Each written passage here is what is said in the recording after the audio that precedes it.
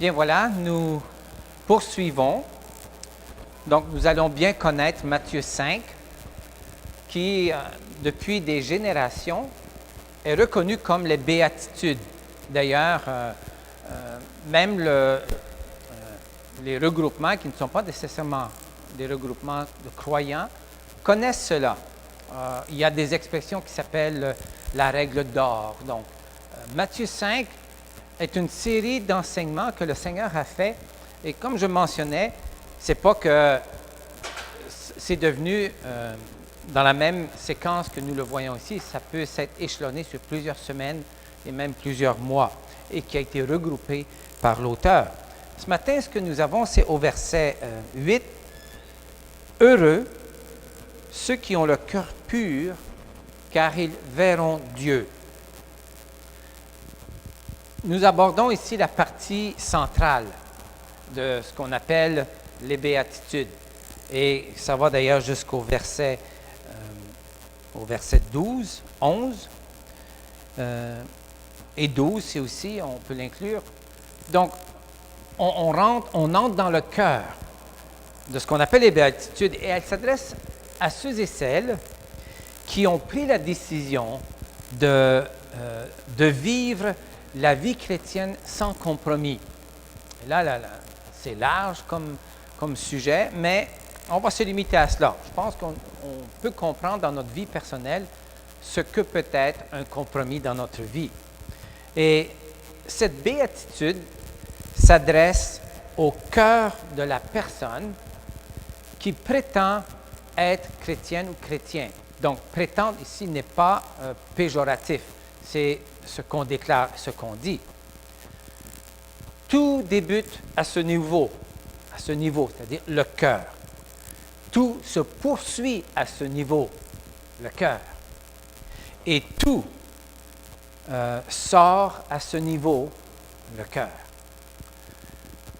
Dans notre société d'aujourd'hui, on va utiliser le mot l'esprit ou la pensée, ou ce qui fait que nous sommes une personne. Le cœur, c'est ce que nous sommes en tant qu'individu, en tant qu'homme, en tant que femme. C'est le lieu secret de nos pensées. C'est le lieu de nos émotions que personne, absolument personne, ne connaît sauf Dieu. Même nous, des fois, on se demande si on se connaît. On vit des événements, on vit des émotions qui, quelquefois, nous surprennent. Donc, on se connaît, oui, mais là encore, nous sommes limités. Mais ce lieu qu'on appelle le cœur, c'est ce lieu qui fait de nous une personne. C'est un lieu secret, vraiment secret. Et personne ne connaît le cœur de l'être humain, sauf Dieu. Ce qui est invisible est d'une grande importance à Dieu. Autant que ce qui est visible est important à nos yeux.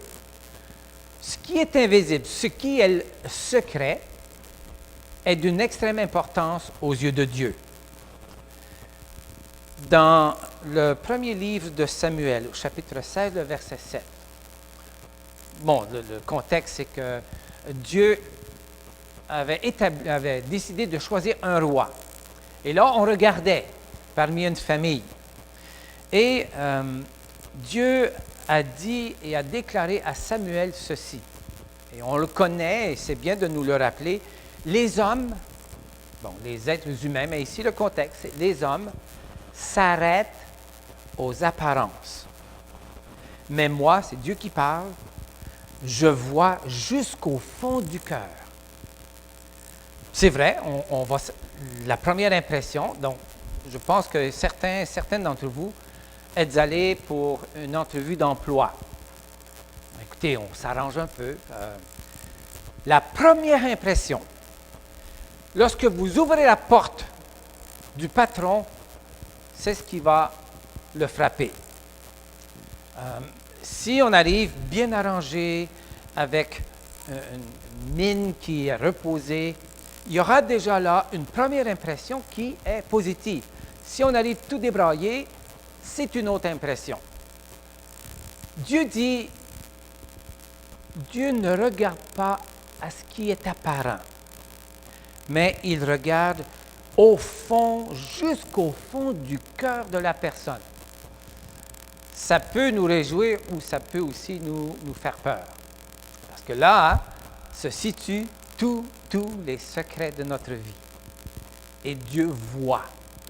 Il voit ce fond de notre cœur.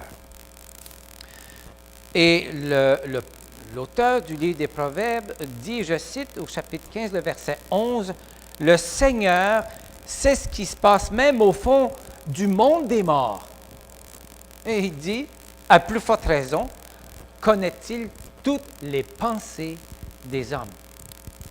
Donc, il voit, il est conscient, tout lui apparaît à ses yeux comme en plein jour. On ne peut rien garder, ou même au plus profond de notre être, les psychanalystes et psychologues parlent du subconscient, mais Dieu, tout cela est clair à ses yeux. Il le voit, il est conscient de cela. On se souvient que dans une situation, Jésus reprend les chefs religieux qui se scandalisaient devant le fait que les disciples de Jésus ne s'étaient pas lavé les mains de la façon qui était reconnue, en tout cas selon la coutume. Donc les chefs religieux s'étaient vraiment scandalisés et il dit, mais quoi, tes disciples mangent sans se laver les mains, la manière coutumière et tout ça. Et Jésus répond, et je cite dans Matthieu 15, « Ne comprenez-vous pas que tout ce qui entre dans la bouche de quelqu'un passe dans son ventre et sort ensuite de son corps. Mais ce qui sort de sa bouche vient du cœur.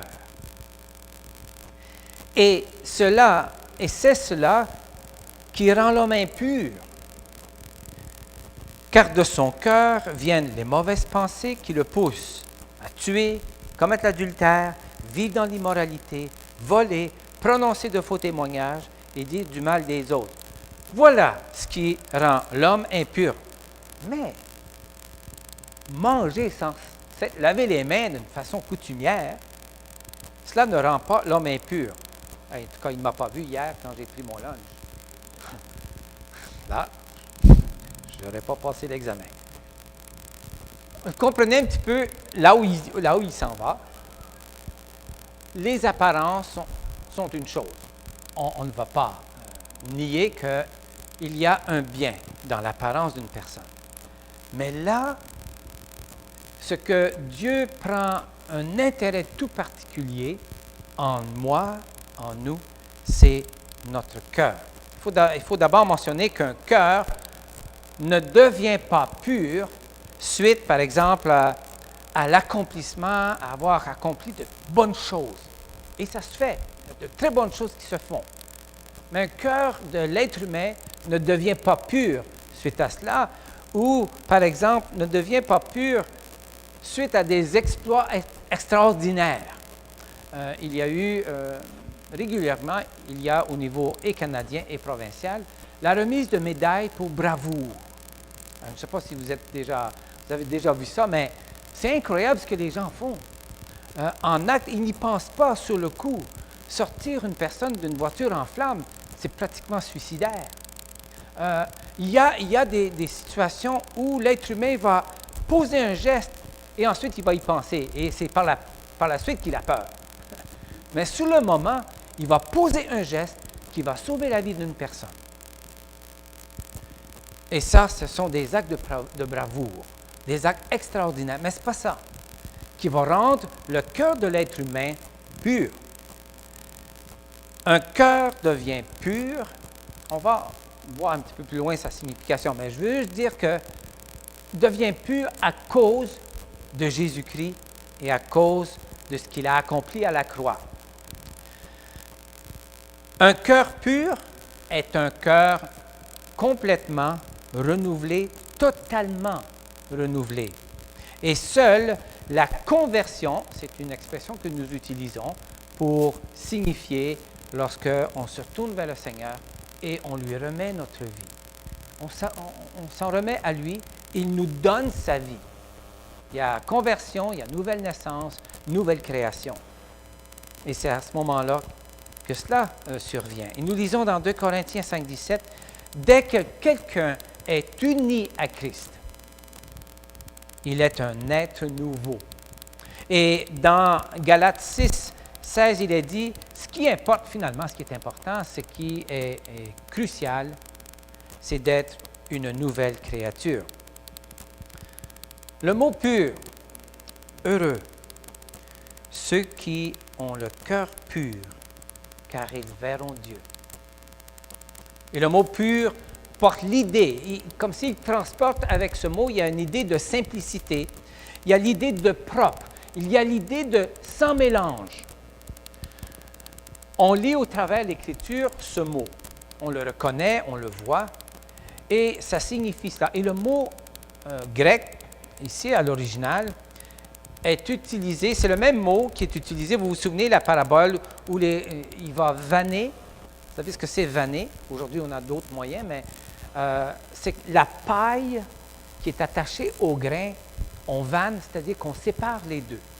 Donc, c'est ce mot qui est utilisé, c'est d'enlever la paille du grain, séparer la paille avec le grain, et finalement, ce qui reste, c'est propre à la consommation.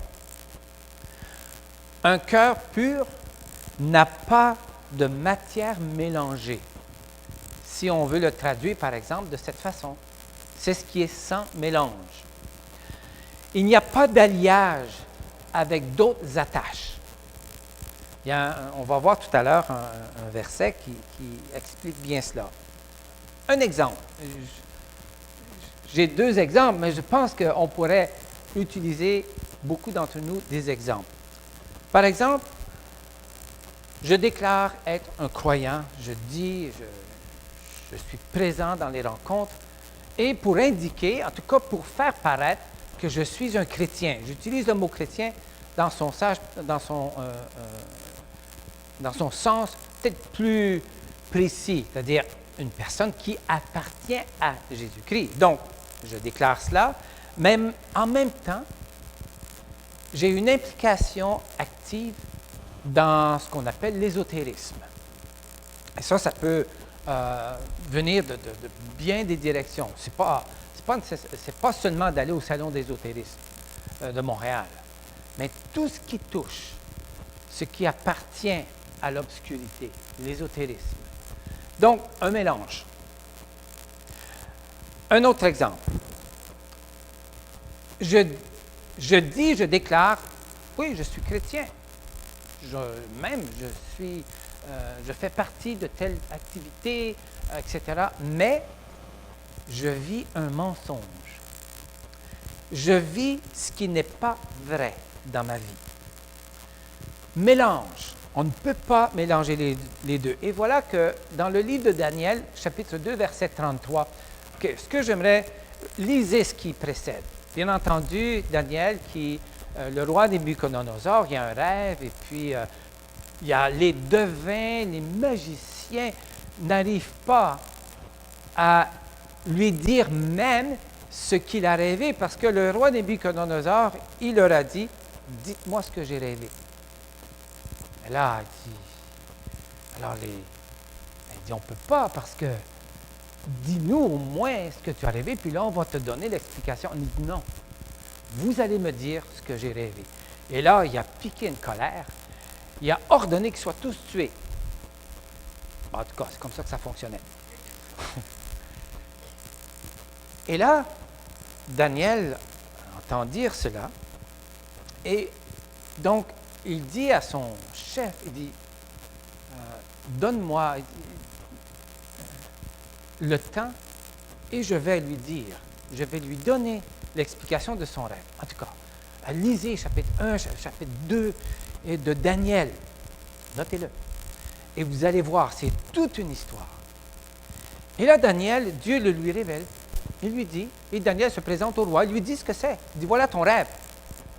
Le roi n'a rien dit, mais dit, voilà ce que tu as rêvé. Il lui explique, et dans le rêve, en tout cas, lisez-le. Je ne vais pas vous dire, non, ça serait trop dommage. Mais voici ce qu'il dit. Il y a une grande statue dans le rêve. Et là, il y a une immense pierre qui se détache de la montagne, qui vient fracasser la grande statue. Mais il y a un petit bout de son explication, et je cite au verset 33 de Daniel 2. Ses jambes en fer, bon, du fer, okay, du métal, okay, du fer, ses jambes en fer. Et ses pieds, moitié fer, moitié argile. Mélange, ce qui fait que fragilise le tout. Donc, le mot pureté, c'est ça. Si le fer seul, c'est solide. Mais lorsqu'il y a mélange, il y a une fragilité et ça fragilise le tout, toute la structure. Et j'ai trouvé ça intéressant de ce que ce mot était utilisé. Parce que ça ne devient plus pur, plus de pureté. Lorsqu'on purifie l'or, on le passe au feu et là, on enlève toutes les impuretés et ça devient de l'or pur. Ce que le mot indique est que la personne qui appartient à Jésus-Christ n'a aucune autre attache, n'a pas de mélange. Christ seul domine sa vie. Christ seul a toute mon attention. Il a tous mes désirs. Il les connaît parce que je le lui dis, je le lui exprime. Et tout ce que cette personne dit, tout ce que cette personne fait est conforme à ce que l'Écriture nous enseigne. Heureux ceux qui ont le cœur pur, car ils verront Dieu. Il est impossible de voir Dieu sans que notre cœur soit pur, soit purifié par le sang de Jésus-Christ. Heureux ceux qui ont le cœur pur représentent aussi une personne qui s'exprime, qui parle, une personne qui agit, représente une personne qui pense de façon ou de manière à représenter son authenticité dans sa relation avec Dieu. Lorsque l'Écriture parle de pureté, ou pour nous peut-être qu'il n'y a pas de mélange, il n'est pas ici indiqué que la personne ne pêche plus. Ce n'est pas ce qui est indiqué. On verra plus tard ce que cela s'agit. Avoir le cœur pur, c'est être vrai. Avoir le cœur pur, c'est être conscient de ma fragilité en tant qu'humain, en tant qu'être humain, en tant que personne. Avoir le cœur pur, c'est d'avoir l'humilité de reconnaître que je suis pécheur et j'ai besoin du pardon de Dieu. Je cite dans 1 Jean, « Si nous prétendons être sans péché, nous nous trompons nous-mêmes et la vérité n'est pas en nous. Mais si nous confessons nos péchés, nous pouvons avoir confiance en Dieu car il est juste. Il pardonnera nos péchés et nous purifiera de tout mal. » C'est-à-dire qu'il va enlever tout ce qui est un mélange avec ce que Dieu nous a donné, sa vie. Toute l'attention de Dieu se porte sur notre cœur, toute son attention. Et c'est là qu'il voit. Et c'est là qu'il porte toute son attention. Il n'est pas suffisant de dire, par exemple, à nos yeux, de nettoyer notre vie. D'arriver à un moment donné dans notre vie, de dire, OK, là, il faut là, que je fasse du ménage dans ma vie. Là, on arrange nos affaires, on décide de ne plus voler, on prend la décision, en tout cas, on va essayer de ne plus mentir, etc. Ce n'est pas suffisant parce qu'au Dieu de Dieu, il regarde au fond de nous, il désire que nous soyons purs. On partageait, José et moi, et bon, hier ou avant-hier, j'ai été témoin d'une rage au volant. C'était pas moi, OK?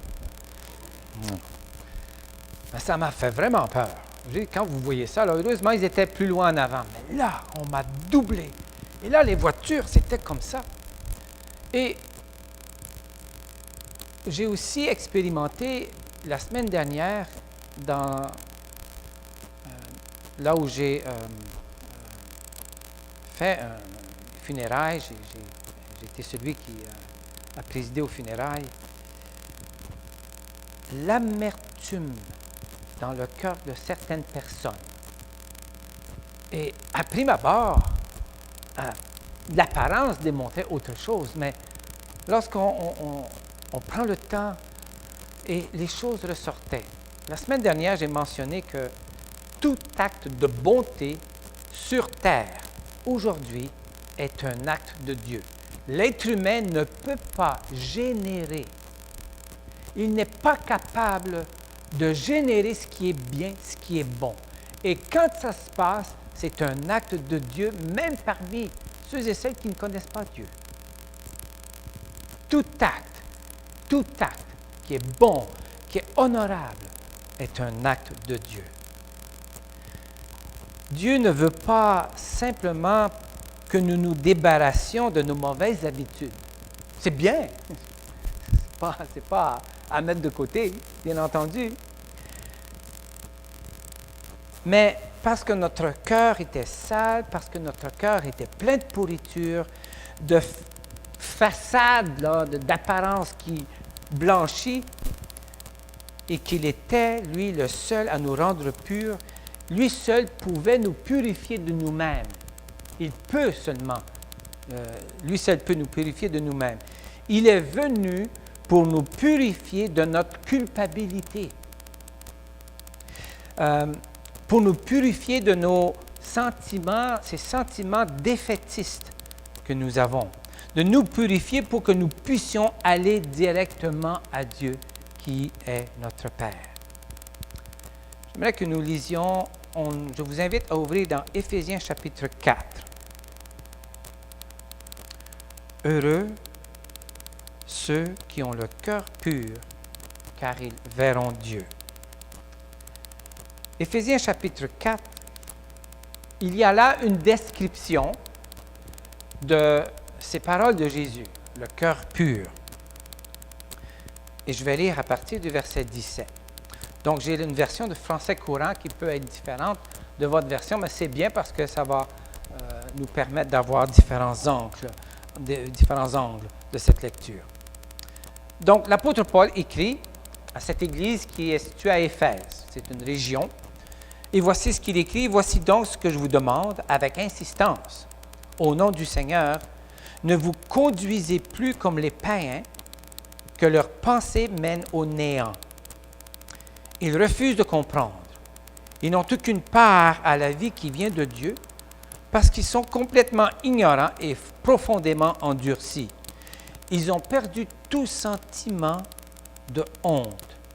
Ils se sont livrés au vice et commettent sans aucune retenue toutes sortes d'actions impures. Ce n'est pas là ce que vous avez appris au sujet du Christ. Vous avez certainement entendu tout ce qui le concerne, et on vous a enseigné en tant que chrétien la vérité qui est en Jésus.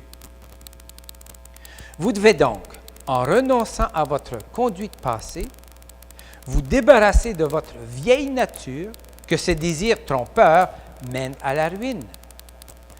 Il faut vous laisser complètement renouveler dans votre cœur et votre esprit.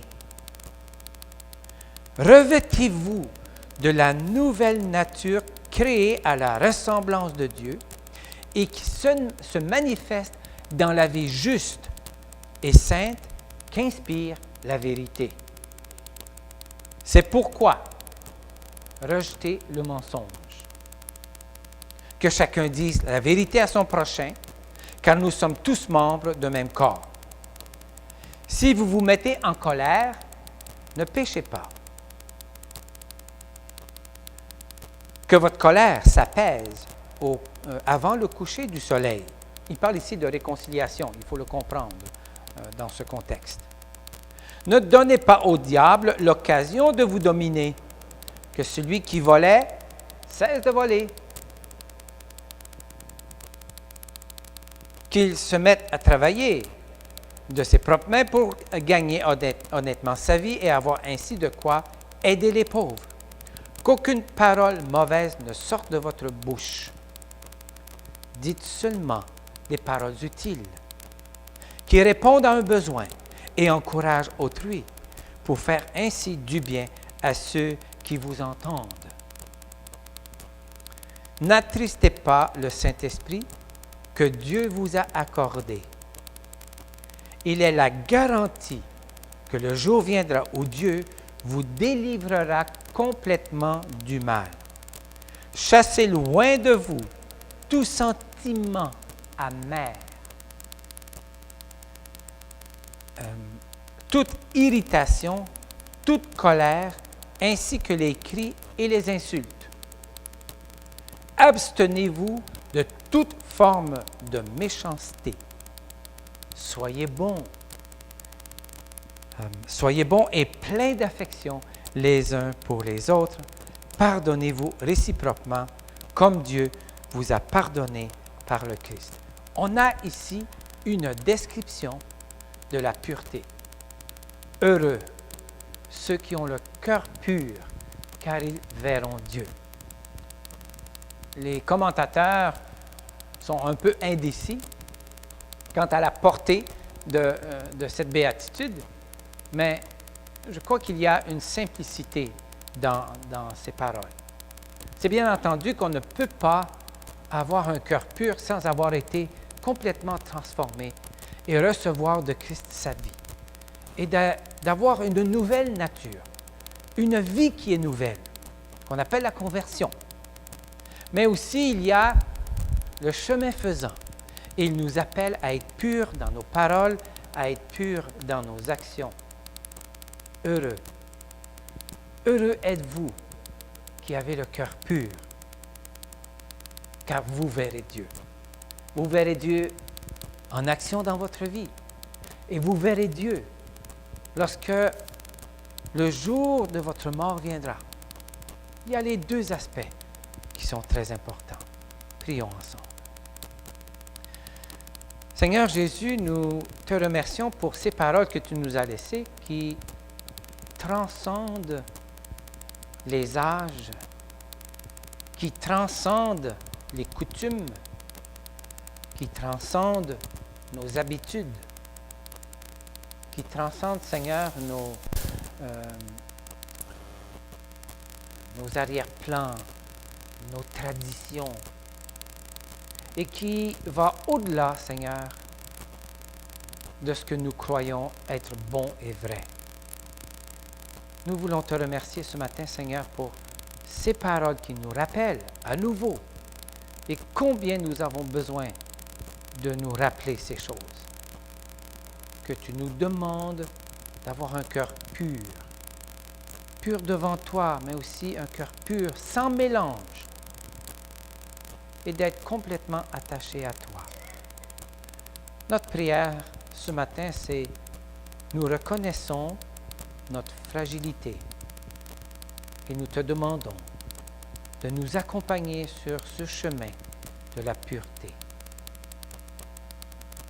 Et maintenant que le Seigneur vous bénisse et vous protège, que le Seigneur vous regarde avec bonté et vous accueille favorablement, que le Seigneur vous manifeste sa bienveillance et vous accorde la paix. En Jésus-Christ, nous prions. Amen. Amen.